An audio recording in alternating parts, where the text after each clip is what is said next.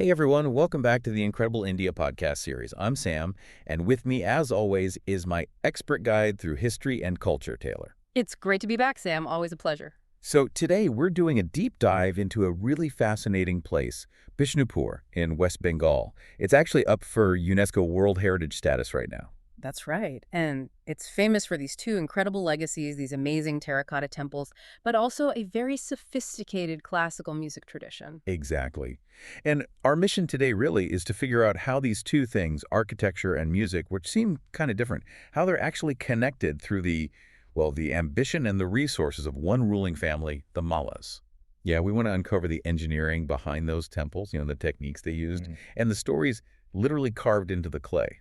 Plus, how the royal support led to this unique Bishnupur Gharana music style. And for you listening, here's why this is so compelling. Bishnupur is this amazing case study in, material science and long-term cultural investment. It shows how local clay, maybe seen as humble, when combined with some really innovative engineering and steady funding, could create this cultural legacy that's lasted for centuries, way longer than you'd expect for baked-earth construction. So let's dig in. Okay, let's start with the engineering. The temples themselves, mostly 17th and 18th century. Now, these aren't like the huge stone temples you see elsewhere in India. They're fundamentally different. It's more of a brick-and-mortar approach. But the real star is the terracotta ornamentation covering everything. Right. Brick and mortar sounds maybe less grand, but these things have lasted hundreds of years, so the technique must have been something special. We know the foundation was solid brick using local laterite stone, but the key was these thousands of terracotta panels, right, covering the structures. That's where the genius lies. They took local clay, probably alluvial clay from the riverbanks, and perfected this high-temperature firing process. They made these standard-ish size plaques, maybe around 12 by 8 inches, give or take, and fired them in kilns at temperatures over 1,000 degrees Celsius. That's really hot. Over 1,000 C. Wow. Yeah, it vitrified the clay, essentially turning it into a ceramic. It made the terracotta incredibly hard, harder than many types of stone, actually, and much less porous. That gave it amazing resistance to the weather, especially Bengal's humidity and monsoons. Okay, so you have these super durable tiles, but how did they stick them all together? Surely not just mud mortar. That wouldn't last centuries in that climate. No, absolutely not. That's the really fascinating part, the bonding agent. They knew standard mortar wouldn't cut it. So they developed this special recipe. It was a lime mortar, but mixed with brick dust circi, which adds strength. And then, here's the kicker. They added organic materials, specifically jaggery, unrefined cane sugar and the pulp from wood apples, or bale fruit. Wait, hold on. Sugar? They put sugar in the cement. They did. The jaggery and the wood apple pulp, they act as natural binders, almost like a potent glue. Yeah. But they also provide some elasticity and incredible water resistance. It made the mortar far superior to just lime and sand. That is wild. Sugar and fruit pulp for durability. And there's more to it structurally. It wasn't just the mortar. It was the precision of the panels themselves. They were designed with an interlocking system. Each panel was shaped to fit perfectly against the next. So like a giant, very precise jigsaw puzzle made of ceramic tile. Exactly. This distributed the structural stress evenly across the surface, preventing cracks from forming and spreading. So the combination of super hard tiles, that unique organic mortar, and the interlocking design, that's the secret to their longevity. That's pretty much it. It's why these structures, essentially made of baked mud and sugar-laced mortar, are still standing strong after 300, sometimes 400 years. It's brilliant, almost hidden engineering using local stuff. Incredible. And once they had these durable canvases, they used every inch to tell stories. Which brings us neatly to section 2, the stories carved in clay. Yeah, calling them open-air museums is really accurate. Every surface, pillars, arches, walls, they're covered in thousands of these terracotta plaques. And they're not just decorative patterns. They are narratives.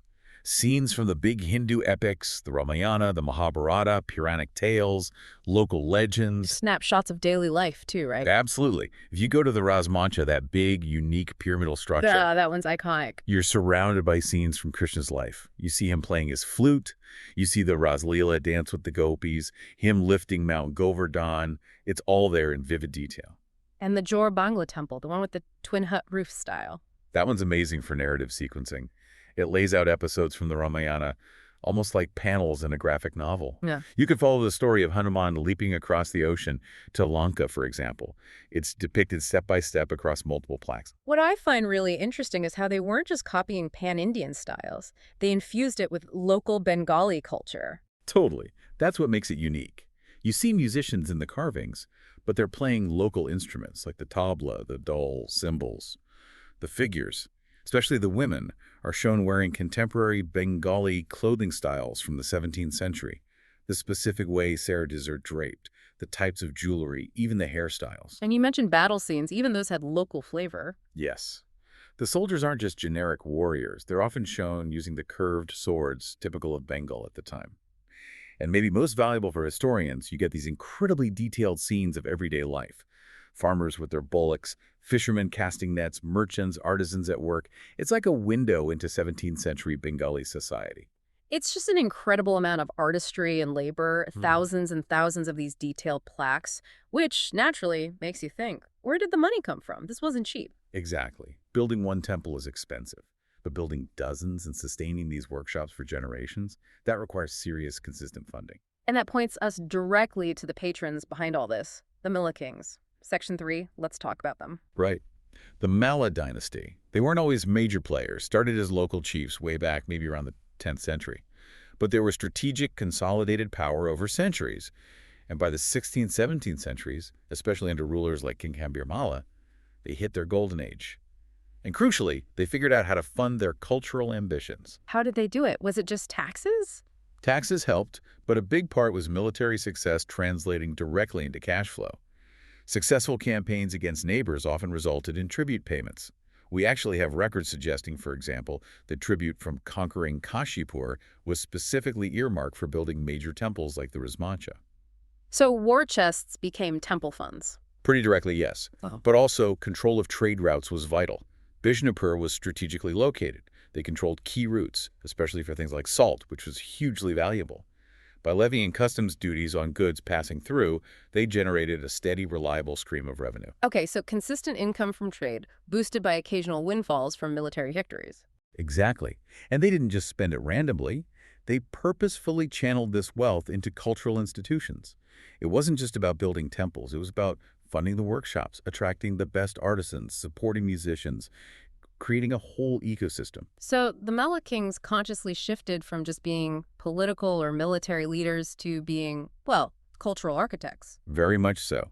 Take King Raghunath Singha II. He wasn't just signing off on building plans. He was deeply interested in music, learned himself, and played a key role in establishing the Bishnupur Gharana. They really created a cultural hub then, bringing in talent. Absolutely. They set up specialized workshops, maybe even academies. This drew skilled craftspeople and musicians from different parts of India.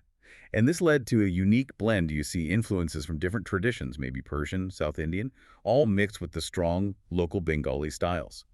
That synthesis created the distinct Bishnupur identity in both art and music. And the legacy lasted. You mentioned the architecture influencing later styles. Definitely. That distinctive curved roof, the chella style, mimicking Bengali thatched huts but built in brick and terracotta, that became a hallmark and influenced temple and even domestic architecture in Bengal for a long time. Which is a perfect bridge to the other great legacy, the music.